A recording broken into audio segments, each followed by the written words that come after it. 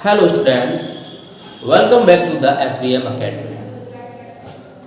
आज हम पढ़ने वाले हैं डॉक्टर भीमराव अंबेडकर जी के बारे में, जिन्हें हम द फादर ऑफ कॉन्स्टिट्यूशन कहते हैं, संविधान का पिता कहते हैं। कल हमने पढ़ा था स्टीरियोटाइप क्या होता है और कास्ट अनटचेबिलिटी क्या होती है, जाति को लेकर छुआछूत क्या होती है। आज हम पढ़ने वाले हैं डॉक्टर भीमराव अंबेडकर जी के बारे में। डॉक्टर भीमराव अंबेडकर को हम संविधान का पिता कहते हैं।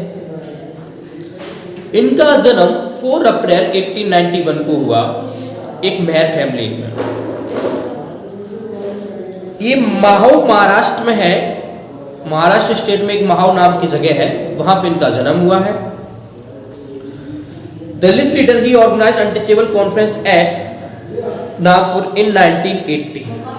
ये दलितों के नेता थे, तो उन्होंने एक नागपुर में 1918 में एक अनटचेबल कॉन्फ्रेंस बुलाई। अनटचेबल यानी छुआछूत को लेकर के उन्होंने एक अपनी कॉन्फ्रेंस बुलाई 1918 में। He fought for the Dalit because he wanted to uplift them। वे दलितों के लिए लड़ाई लड़ रहे थे। क्यों लड़ाई लड़ रहे थे? इसलिए लड़ाई लड़ रहे थे कि जो दलित समाज में बहुत ही ज्यादा पिछड़े हैं, समाज के ऊंची जाति के लोग इन्हें ऊपर नहीं आने दे रहे हैं, इनको ये ऊपर लाना चाह रहे थे। इसलिए दलितों के लिए लड़ाई लड़ रहे थे बहुत ज्यादा। ये हर जगह अपनी ये बात रखते थे कि भाई दलितों के साथ बहुत गलत हो रहा है, अनटचेबिलिटी हो रही है, इनके साथ बहुत ज्यादा छुआछूत हो रही है। तो इसके लिए इन्होंने एक कॉन्फ्रेंस बुलाई नागपुर में 1918 में, और उनके लिए काफी ज्यादा और संघर्ष किए इन्होंने। आगे बढ़ते हैं। Save them from the atrocities that the higher caste were committing upon them. He organized a satyagrah in December 1927. उन्होंने 1927 में एक सत्याग्रह मूवमेंट भी चलाया, जो इसी को लेकर के था, दलित समुदाय के लोगों से जुड़ा हुआ था। सत्याग्रह मूवमेंट 1927 में चलाया उन्होंने, क्योंकि वे यही चाह रहे थे कि कैसे भी आकर के दलित समुदाय के लोग फ्रंट पे आए, आगे आए। जो बहुत ज़्यादा पिछड़े हुए हैं, जो ऊंची जाति के लोग हैं, वो उन्हें उभरने नहीं दे रहे हैं। तो वो बस यही चाह रहे थे कि ये बस दलित समुदाय के लोग जितने भी है ऊपर आए। ये दलित वर्ड जानते हो क्या होता है? दलित वर्ड ये होता है SC ST में जितने भी कास्ट हैं, ये सब SC ST के वो दलित माने जाते हैं। जिन्हें नीचे लोअर कास्ट हमारी सरकार ने बनाया है, जैसे कि SC ST का अलग वर्ग बना दिया गया, तो इस सारे दलित समुदाय के लोग आते हैं। He was the first person from their caste to complete his college education and proceed to England become a lawyer। वे अपने दलित कम्युनिटी के वे ऐसे पहले व्यक्ति थे जिन्होंने पूरी पढ़ाई कंप्लीट की। उन्होंने अपनी पूरी पढ़ाई इंग्लैंड से कंप्लीट की थी, लॉयर की पढ़ाई। वो आगे चल करके वकील बने। वे पहले व्यक्ति थे। सोचो, उससे पहले कोई भी उनके दलित कम्युनिटी से ऐसा नहीं हुआ जो पूरी पढ़ाई कर चुका हो। भाई उसके भी कुछ कंडीशन रहे होंगे। क्या कंडीशन रहे होंगे? जो ऊंची जाति के लोग होंगे उन्हें पढ़ने नहीं दे रहे होंगे, जो दलित समुदाय के लोग होंगे। और भी कई समस्याएं रही हैं, आगे नहीं बढ़ने दे रहे समाज के लोग उस टाइम पे। तो वह पहले ऐसे व्यक्ति बने जो दलित कम्युनिटी के पढ़े लिखे व्यक्ति बने, जिन्होंने अपनी पूरी पढ़ाई कंप्लीट की और उन्होंने लॉयर की पढ़ाई कंप्लीट की थी। Later in life he took up Buddhism and converted to Buddhism that treated all men equally। फिर बाद में इन्होंने अपना धर्म परिवर्तन करा लिया, बौद्ध धर्म बना लिया। दलित समुदाय के लोग थे, फिर यानी कि पहले हिंदू धर्म में आते थे, अब इन्होंने अपना धर्म कन्वर्ट करा लिया बौद्ध धर्म में। ऐसा क्यों किया है? पता है, ऐसा इसलिए किया है कि हम भी और लोगों की तरह जी सके, हमारे साथ कोई छुआछूत ना कर सके। यानी कि जहाँ हिंदू धर्म है वहीं बौद्ध धर्म है, धर्म तो ऑल इक्वल है। तो इसीलिए उन्होंने धर्म परिवर्तन करा लिया कि हमारे साथ कोई भी छुआछूत ना हो। जैसे भी सब हम बड़ी जाति के लोग उन्हीं की तरह हम भी रह सकें, हम भी खा सकें, हम भी सभी के साथ रह सकें, तो उन्होंने बौद्ध धर्म में कन्वर्ट करा लिया। He was elected to the Constituent Assembly for Bengal in November 1946 और इनको संविधान सभा का अध्यक्ष भी चुना गया 1946 में। 1946 में इनको संविधान सभा का अध्यक्ष भी चुना गया। He become the chairman of drafting committee in 1947 और इन्हें ड्राफ्टिंग कमेटी का भी चेयरमैन बना दिया। 1947 में जो ड्राफ्टिंग कमेटी हुई थी उसका इन्हें चेयरमैन बनाया गया। Later as law minister in the union cabinet, जब सरकार बनी तो इन्हें कानून मंत्री भी बनाया गया। किसको? Doctor Bhimrao Ambedkar. Okay, he did much for the upliftment of the untouchable, और उन्होंने बहुत सारी कोशिशें की कि दलित समुदाय को लोगों के साथ अनटचेबिलिटी फील ना हो, छुआछूत फील ना हो, उन्हें ये फील ना हो कि हम नीची जाति के लोग हैं। तो इसीलिए उन्होंने बहुत धर्म परिवर्तन कराया। भाई किसी के भी साथ अगर हम जाए भी, उस किसी के साथ हम बैठे हो, हम दलित समुदाय से आते हैं, जैसे कि माना कि हम दलित समुदाय से आते हैं और हम किसी ऊंची जाति के साथ बैठ जाए जा करके, तो वो ऊंची जाति वाला मेरे से बोल रहे हटो मेरे तो उसमें गंदा हो जाऊंगा, अरे मैं तो उसने मुझे छू लिया है, मैं तो गंदा हो गया हूँ, मुझे नहाना पड़ेगा जा करके। तो ये बताओ मुझे कैसा फील होगा?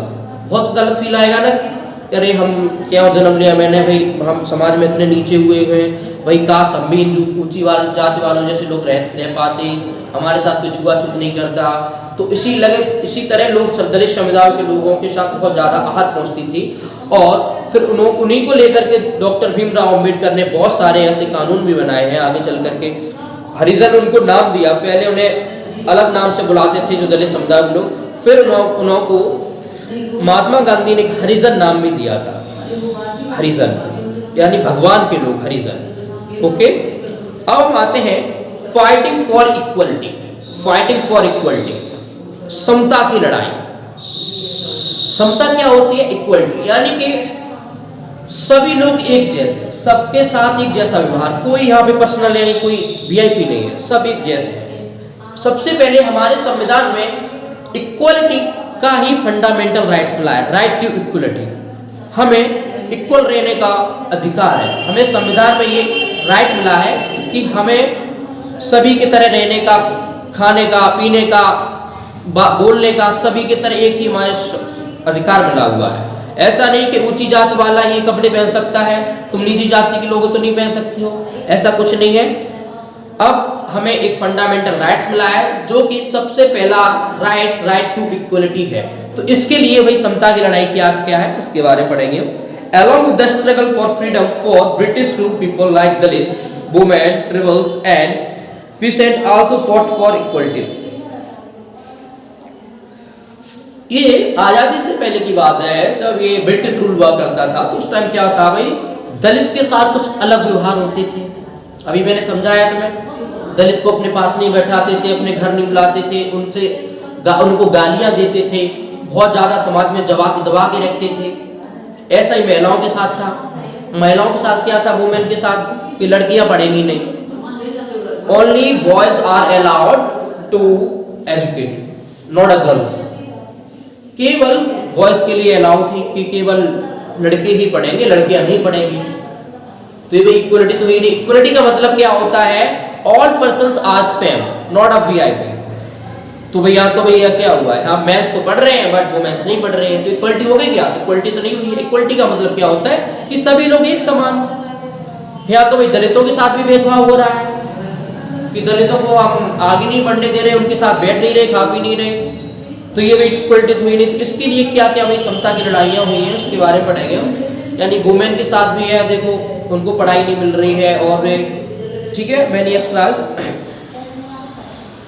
For example women wanted to be educated just like the man, जैसे कि वुमेन भी पढ़ना चाहती थी उस टाइम पे, बट उनको भाई अलाउ, उनके ये कह के बोले लड़कियां नहीं पढ़ती हैं, लड़कियों को ये हक नहीं है। उस टाइम ये कह करके उनको मना कर दिया जाता था। बट उस टाइम पे बॉयज तो पढ़ते थे ना, मेंस तो पढ़ते थे, तो इक्वलिटी तो नहीं हुई उस टाइम की है। दलित fought for the right to the enter temples and farmers and travel want to chase high rates of interest. दलित किस लिए लड़ रहे थे अपनी इक्वलिटी के लिए? दलित इसलिए लड़ रहे थे कि उन्हें भी मंदिर जाने की इजाजत मिले। पहले क्या होता था कि जो दलित समुदाय के लोग थे उनको मंदिर में जाने की इजाजत नहीं थी। अगर तुम धोखे से मंदिर में चले भी गए तो तुम्हें पनिशमेंट मिलती थी कि भाई तुम नीची जाति के लोग हो, तुम किसने कब बोल दिया कि उस मंदिर में आने के लिए? तो उनके साथ ये भी इक्वलिटी नहीं थी। और फिर किसानों के साथ भी इक्वलिटी नहीं हो रही थी भाई। किसानों के साथ ऐसे नहीं हो रही थी जैसे किसानों के भाई फसल बर्बाद हो गई है, कुछ भी है, तो उन्होंने भाई अब घर चलाने के लिए पैसा चाहिए होता, तो बड़े बड़े पहले साहूकार हुआ करते थे जो पैसा दिया करते थे ब्याज पे। जो साहूकार हुआ करते थे जो पैसा ब्याज पे दिया करते थे, वो इतना इंटरेस्ट लगा देते थे कि उनकी खेती भी गिरवी रख जाती थी, तो किसानों के साथ इक्वलिटी नहीं हो रही थी। तो इसलिए अपने किसान भी अपने हक की लड़ाई लड़ रहे थे, दलित भी लड़ रहे थे और वुमेन भी लड़ रही थी। When India became an independent nation in 1947, the farmer of the Indian constitution laid special emphasis in ensuring that all the people of India are considered equal and immediate inequality. जैसे ही हमारा देश आजाद हुआ 1947 में, तो इन सभी कानून को समझा गया और इन पर एक कानून आया और उस कानून का नाम जैसे सबसे पहले इसको फंडामेंटल राइट्स बनाया हमारा, और सबसे पहला हमारा फंडामेंटल राइट्स है राइट टू इक्वलिटी। हम भी अब सभी तरह जितने भी ऊंची जाति के लोग हों चाहे नीची जाति के लोग हों, अब सबके लिए कानून एक समान हो गया था। कब? जब हमारा देश आजाद हो गया आफ्टर 1947 के बाद। The Constitution says that it shall be the duty of the state to protect the weaker and backward section from social injustice. Seats are reserved for SC and ST in the legislature and educational institution. हमारा संविधान कहता है, संविधान में क्या लिखा गया? संविधान कहता है कि जितनी भी पिछड़ी व कमजोर वर्ग के लोग हैं उनके लिए एक स्पेशल कानून बनाया जाए, जिससे कि हमारे देश में कोई भी पिछड़ा व कमजोर ना रह जाए। और स्टेट का ये भी काम है कि जितने भी पिछड़े वर्ग लोग हैं उनको आगे लाने का काम करें। और जैसे कि SC ST के लोग हैं उनके लिए एक किसी भी इंस्टीट्यूशन में या एजुकेशनल जो भी चीज़ है, स्कूल्स हैं, कॉलेज हैं, उनके लिए SC ST वालों के लिए एक सीट रिजर्वेशन ऑलरेडी कराई जाए। रिजर्वेशन क्या होता है? जैसे कि हमारे माना कि हमारे स्कूल में 100 सीट्स हैं, टोटल 100 सीट्स हैं, इसमें से हम ऑलरेडी